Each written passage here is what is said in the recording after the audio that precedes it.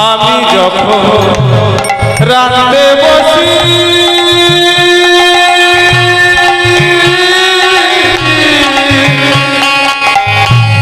বধূ তখন বাজায় বাঁশি রে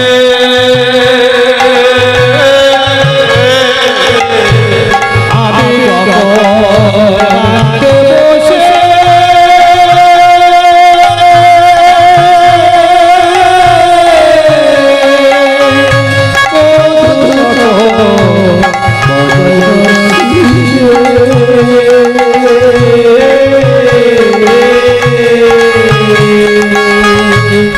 আমি যখন রাতে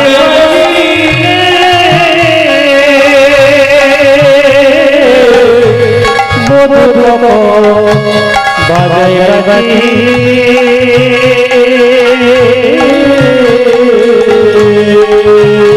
আবার জল ফেলে আনতে আয়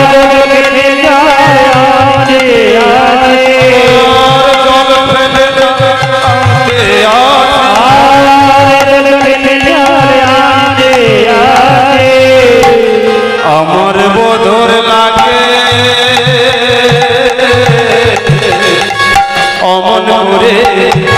অমন করে আর দেখি না টাকা দিয়া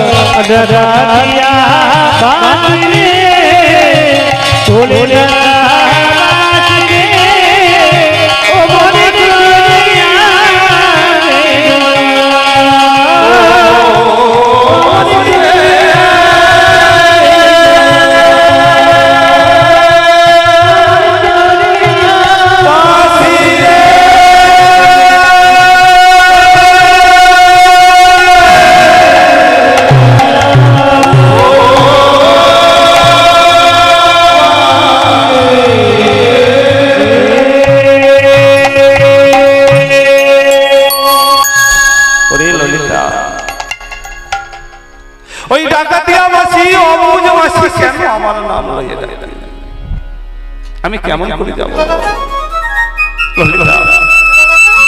ললিতা একটি উপায় হলো কেমন করে আমি গোবিন্দ দর্শনে যাব আর আমি ঘরে যাই বাবা এই প্রাণ গোবিন্দের মাসি যার কানে একবার প্রবেশ করেছে বাবা সে আর ঘরে রইতে পারে না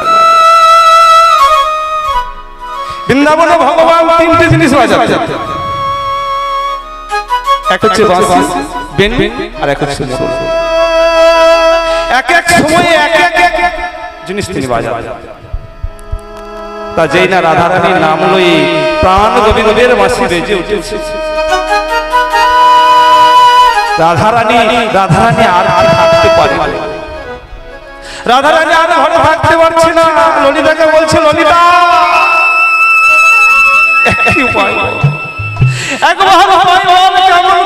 কেমন করে আমি গোবিন্দ দর্শন ললিতা বলছে একটি উপায় আছে তুই এক কাজ কর তুই সেই পূর্ণমাসী যোগমায়াকে স্মরণ কর একমাত্র সেই পারে সেই লীলাকে পূর্ণ করতে তাই রাধারানী আর সেই পূর্ণমাসী যোগমায়াকে স্মরণ করছে গো বিপদ ভজন বিপদ তারিণী তুমি মা তোমার অশেষ কৃপা আমার আপদ বিপদে তুমি আমার মা সর্ব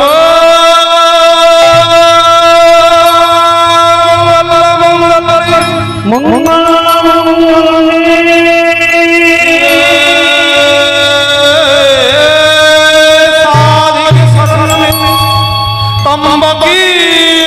গৌরী নারায়ণ সৃষ্টি স্থিতি বিনাশায় শক্তি রূপিণী সনাতনী গুণাশ্রয়ী গুণময়ী নারায়ণী নারায়ণী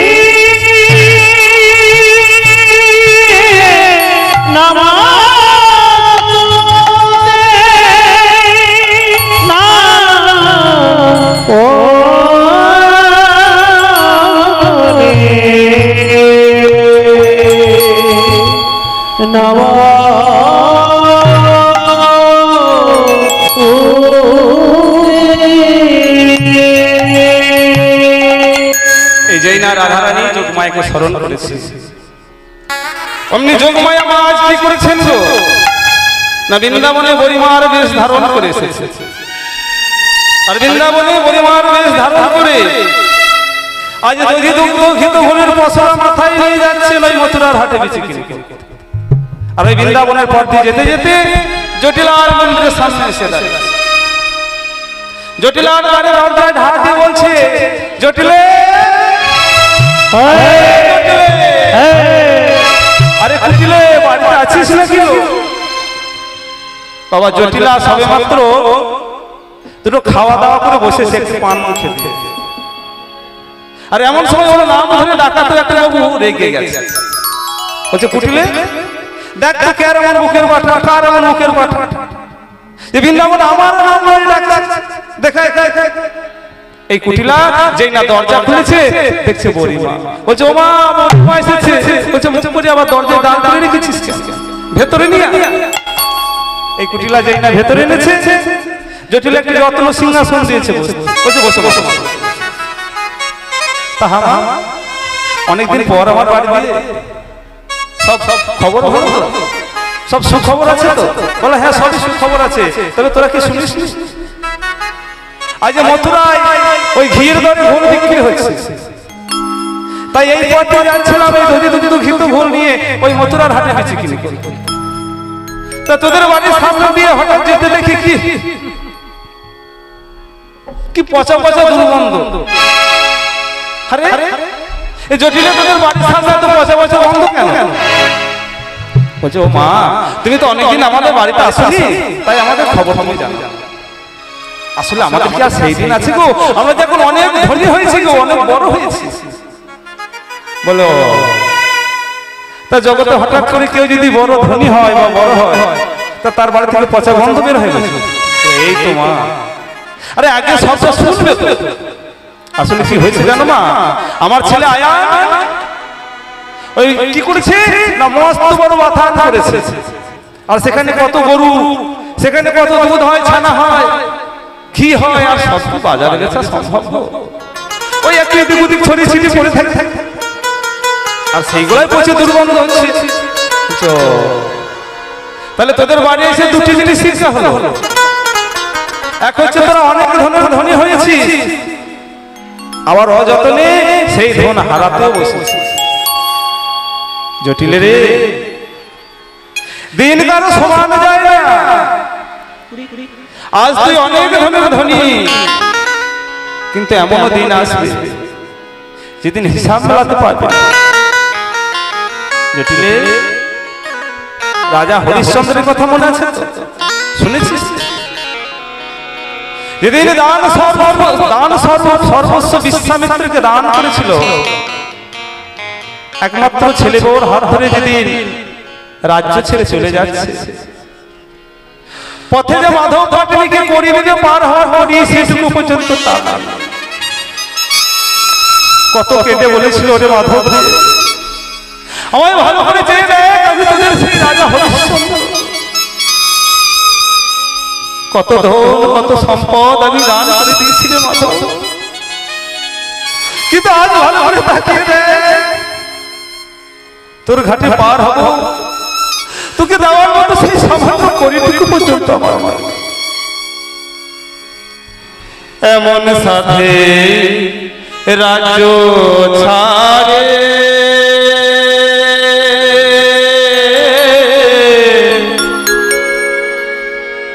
হইলাম মাধব আমি দিন ভিখারি। এমন সাথে রাজ্য ছাড়ে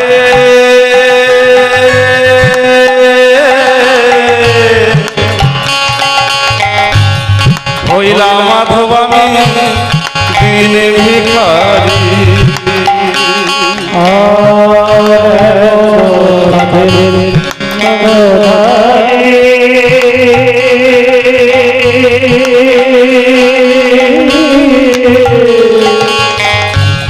হইলাম আমি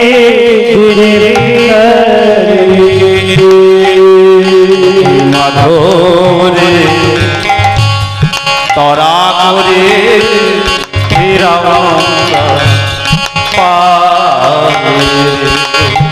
ওরে ভবে পারে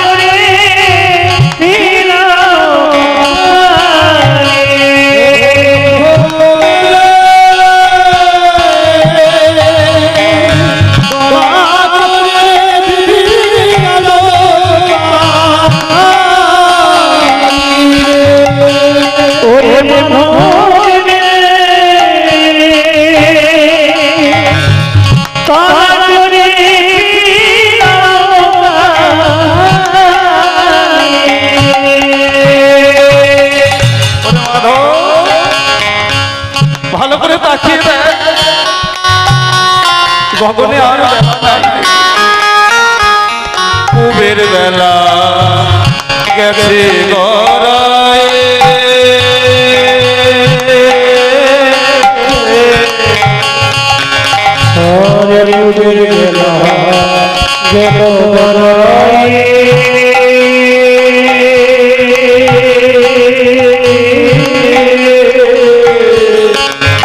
আরে নাই রে মাধবা পারে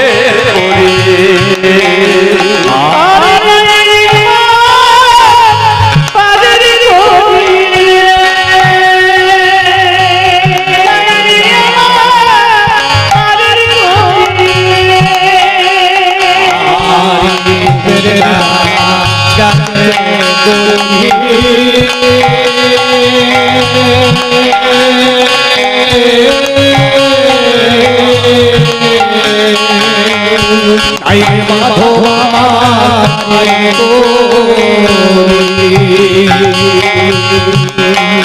তখন মাধবরে তরা করে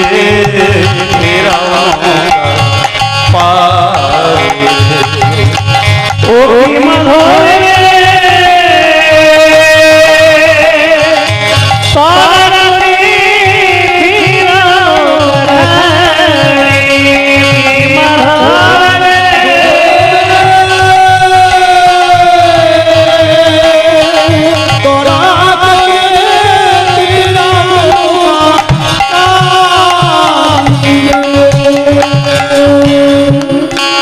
শুধু তাই নাই বাবা, এই রাজা হরিশ্চন্দ্রের যে একমাত্র পুত্র ছিল, যেদিন সর্বদংশনে মারা গিয়েছিল বাবা, সেই মরা দেহটা যে শ্মশানে দাহ করবে, সেই পরিটুকু পর্যন্ত তার কাছে অবশিষ্ট ছিল। তাই দিন কারো সমানে যায় না। ওই যে অবতার শ্রী রামচন্দ্র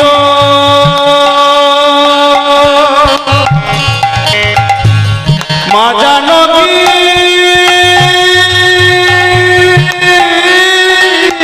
প্রতি তার হলো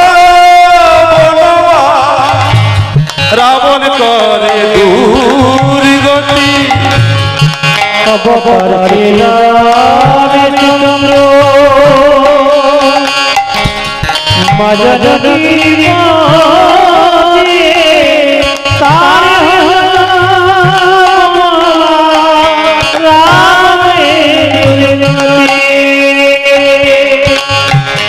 অযোধ্যা রাজা রাম বাবা শুনেছেন, একটু ছোট করে বলব,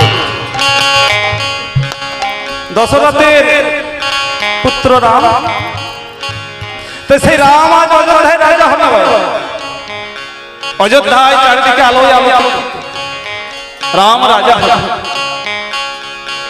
দশরথের মনে রাজা আনন্দে ধরে না বাবা। এদিকে কইকি বাবা ঘরে বসে আছে, আর তার দাসী মন্থরা গিয়ে কইকিকে বলছে, রে কইকি শুনেছি আজ রাম রাজা হবে। বলে তো খুব খুশি খবর, আমার রাম রাজা হবে, এর থেকে বড় খবর আর কি আছে? কইকি ভরত নয়, রাম রাজা হবে। বলে হ্যাঁ, আমার রাম রাজা হবে, এর থেকে আনন্দের কথা তো আর কিছু হতে পারে না বাবা। এই কইকি রামচন্দ্রকে কত ভালোবাসতেন আমরা জানি। কইকি রামায়ণে খল চরিত্রে তার নাম প্রথমে বাবা।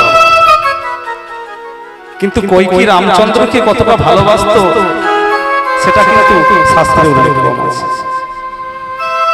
ছেলেবেলা থেকে রামচন্দ্রকে কোলে পিঠে করে মানুষ করেছে বাবা।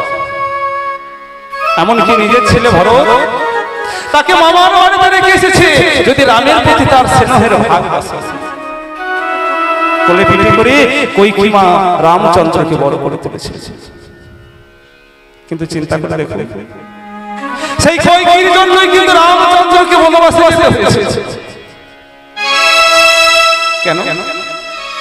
যে কৈকেয়ী মা রামচন্দ্রকে এত ভালোবাসত, প্রাণের অধিক রামকে ভালোবাসত, সন্তান স্নেহে তাকে বড় করেছে।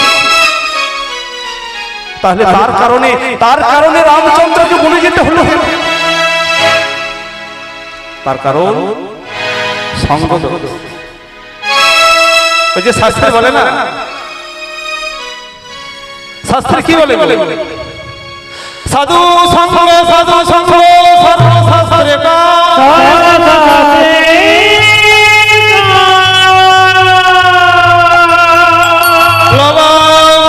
সাধু সঙ্গ জীবের সর্বসিদ্ধি।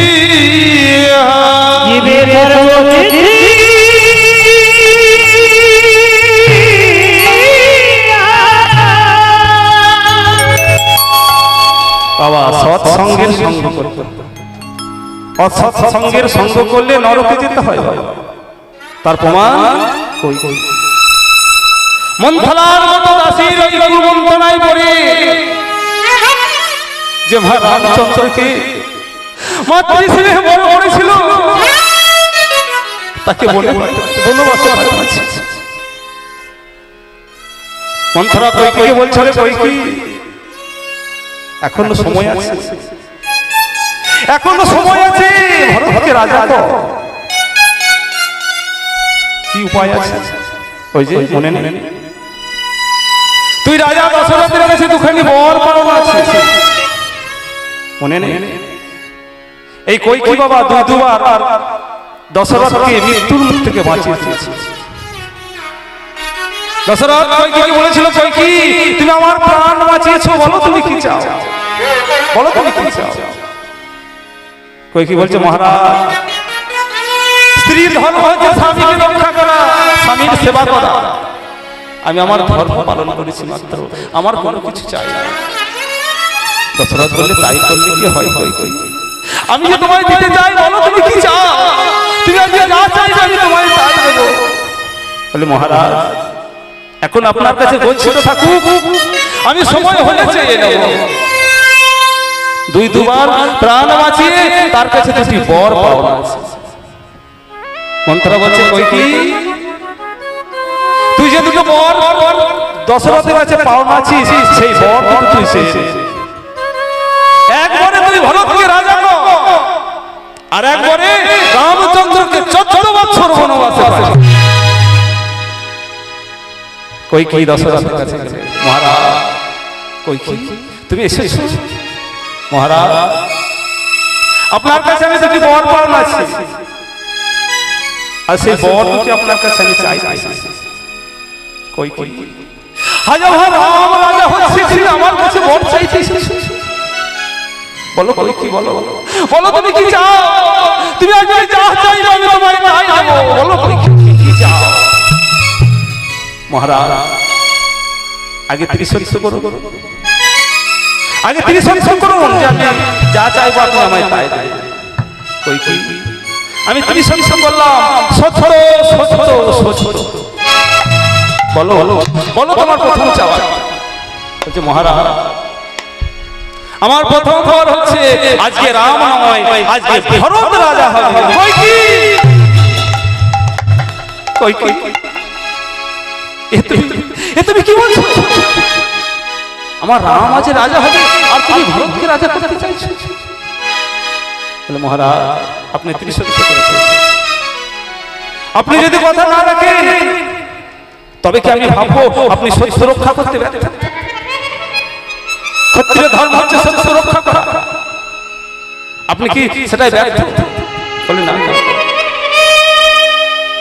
আমি আমার কথা রাখবো, কিন্তু এর চেয়ে যদি আমার প্রাণটা চাই, আমি আমার যেতাম কই বেশ, তোমার যদি তাতেই শান্তি হয়, তাতেই সুখ হয়, আমি তাতেই রাজি।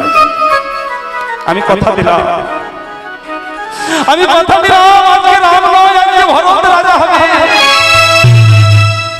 বলো কই কি বলো, বলো তোমার দ্বিতীয় চাওয়া কি, তোমার দ্বিতীয় বর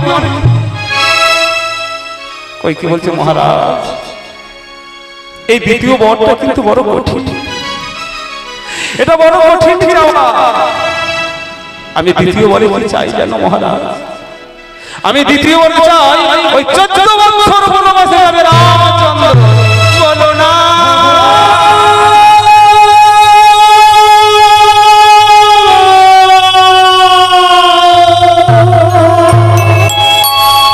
বলো না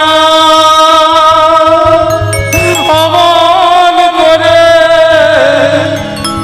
আর বলো না কই কই কই কই এ তুমি কি চাইলে আমার কাছে? বল বল। আমি এক ছেলেকে রাজা করে আর এক ছেলেকে কেমন মনে মনে বসে আছে। কই কই কই কই তোমার কথা তুমি ফিরিয়ে দাও মহারাজ। আপনি কিন্তু কথা দিয়েছেন, কথা দিয়েছেন আমি যা চাইবো আপনি তাই তাই আমার কই কই সন্তান যখন বড় হয়ে যায়, যখন পূর্ণ বয়স্ক হয়ে যায়, সন্তানের উপর পিতামাতার জোর থাকে না। তুমি যে বর আমার কাছে চেয়েছো, আমি রামচন্দ্রকে না জিজ্ঞেস করে আমি কথা দিতে পারবো না।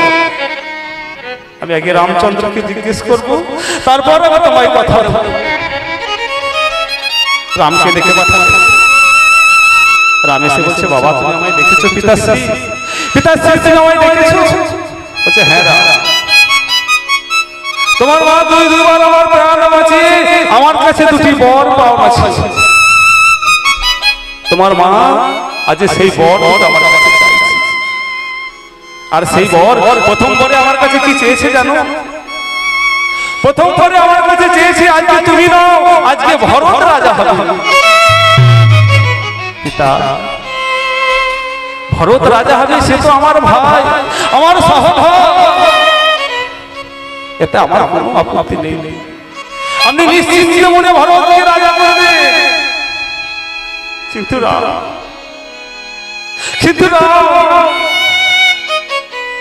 তোমার মা আমাকে দ্বিতীয় বলে যে গহনাটা চেয়েছি, আমি তোমায় কেমন করে বলবো? তোমার মা দ্বিতীয় বলে আমার কাছে কি চেয়েছে জানো? দ্বিতীয় বরে আমার কাছে চেয়েছে তোমায় 14 বছর বনবাসে যেতে।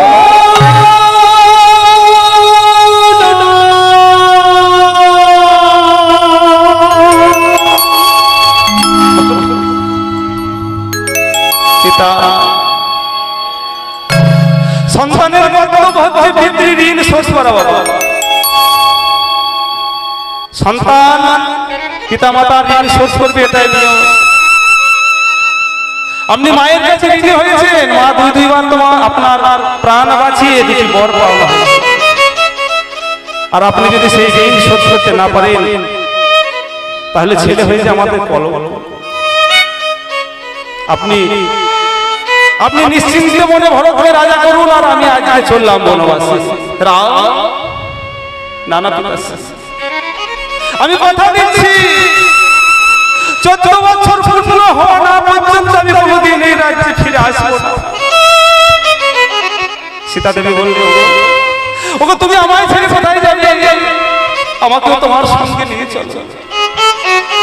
সীতা দেবী যাচ্ছে, লক্ষ্মণ বলছে ভাই দাদা আমি তোমায় ছাড়া কেমন করে থাকবো? আমি তোমার মনে গিয়ে সেবা করবো, তুমি আমাকে সঙ্গে করে নিয়ে চলো। সেদিন রাম লক্ষ্মণ সীতা তিনজনে বনবাসে গিয়েছিল। আর এই কথা চিন্তা করতে করতে একদিন দশরথ মৃত্যুর কোলে ধরে বাবা ভরত এইসবের বিন্দু বিসর্গ জানত না। তাকে সংবাদ দিয়ে ভরতকে নিয়ে আসা হলো। ভরত যখন সব কথা শুনলো সবার কাছে, মায়ের কাছে গিয়ে বলছে, মা, মা গো, আজকে যে তুমি কথা দিলে, যে কাজ তুমি করেছো মা, এর জন্য জগৎ তোমায় ভুলে গেলে, ইতিহাস তোমায় মনে রাখবে। তুমি তুমি বিমাতানো মায়ের কলঙ্ক হয়ে থাকবে। সবাই গালাগালি দিয়ে বলবে, ওই দেখো সখরা কই কি, তোমায় কিন্তু ইতিহাস ভুলে যাবে না। ইতিহাস তোমাকে মনে রাখবে, যে কর্ম তুমি করেছো ইতিহাস থেকে কিন্তু মুছে যাবে না। ভরত ছুটে গেলেন বলে দাদাকে বলছে, দাদা দাদা তুমি ফিরে চলো, আমি তোমায় নিতে এসেছি। রামচন্দ্র বলছে, ভাই আমি যে পিতাকে কথা দিয়েছি 14 বছর না হওয়া পর্যন্ত আমি কিন্তু অযোধ্যায় ফিরে যেতে পারবো না। ভরত বলে, দাদা তুমি যদি ফিরে না যাও তোমার খড়ম জোড়া আমায় দাও, আমি সিংহাসনে চাপিয়ে আমি রাজ্য শাসন করব। বাবা সেদিন রাম লক্ষ্মণ সীতা তিনজনকে বনবাসে যেতে হয়েছিল, মা জানকী সীতা তাকেও বনবাসে যেতে হয়েছিল। তাহলে দিন কারো সমান যায় না। জটিল বলছে, মা গো, আজ তুমি আমার চোখ খুলে দিয়েছো, আমি কোনোদিন আর ধনের অহংকার করব না। কিন্তু মা গো, আমার তো বয়স হয়েছে, আমি কি আর হাটে যেতে পারবো? বলছে, কেন, তোর মেয়ে কুটিলাকে পাঠিয়ে? বলে, মা তুমি আর লোক পেলে না। আরে কুটিলা যাবে হাটে, ও যে চাইলে জলে আগুন লাগাতে পারে, কাঁচা বাসে ঘুম ধরাতে পারে, আপনি যদি হাটে নিয়ে যাও ওই ভরা হাতটাই হয়তো ভেঙে দেবে। বড়িমা বলছে, তবে যদি কিছু মনে না করিস তোদের ওই ঘরের বড় বউটাকে পাঠিয়ে দেন। বলছে, মা তুমি মন্দ বলনি, কিন্তু পারবি কি? বলছে, দেখো দেখ জটিলে, আমার নাম হচ্ছে বড়িমা, এই বৃন্দাবনে এমন কোনো কাজ নেই যে আমি পারি না। তা তোর অনুমতি দে, আমি তোর বড় বৌমাকে নিয়ে আজ হাটে যাব। এই বড়িমার কাছ থেকে, বড়িমা জটিলার কাছ থেকে অনুমতি নিয়ে আজ রাধারানীর কাছে এসেছি। আর ওদিকে রাধারানী সখীদের সঙ্গে কৃষ্ণ কথা আলাপ করেছিলেন। যেই না বড়িমাকে দেখেছে অমনি সঙ্গে সঙ্গে বলছে, বলি ও গো বড়িমা,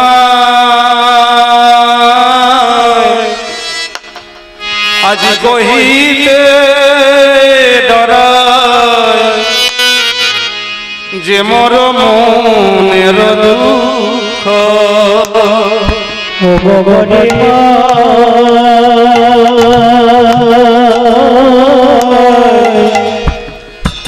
কহিলা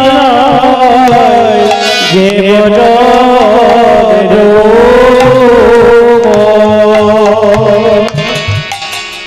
ও গো বড়িমা,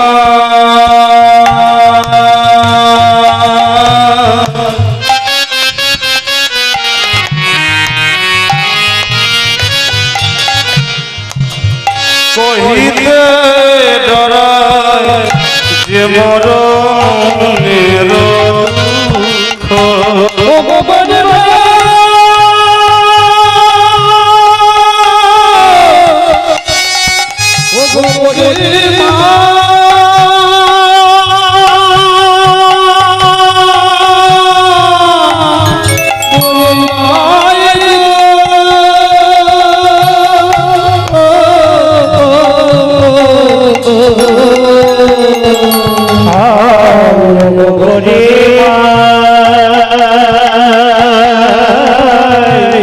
কহিলা যে মনের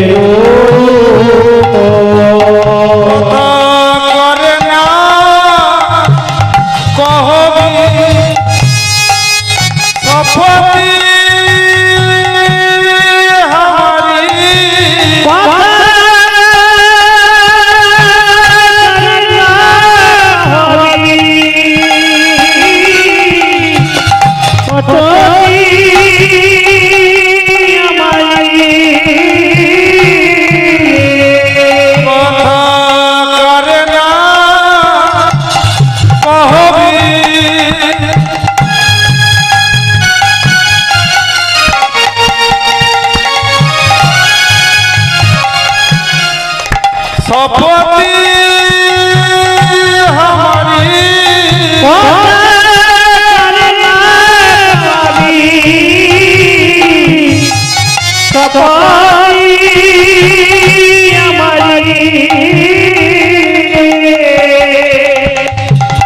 দেখা দিছে চাঁদ মুখ দেখা দিছে চাঁদ মুখ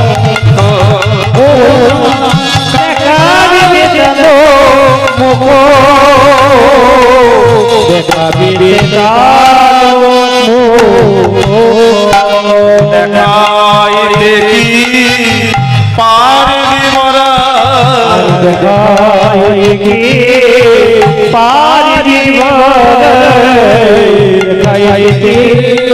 দেখি পারবি মরা জিত বদ দেখাই দেখি পারবি মরা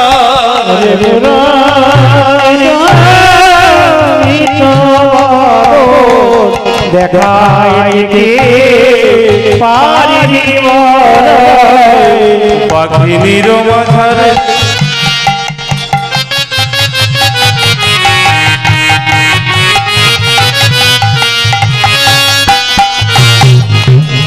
বসতি হামারি না ছাড়ি দীঘল ওই বাবিনী মাঝারে বসতি আমারে নাদারি ঘরে আছে আমার তুই বাঘিনী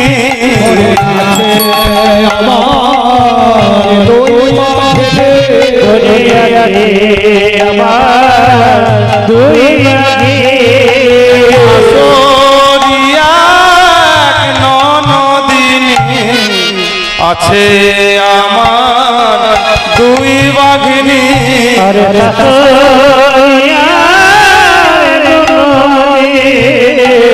আছে আমার দুই বাঘিনী ভরমে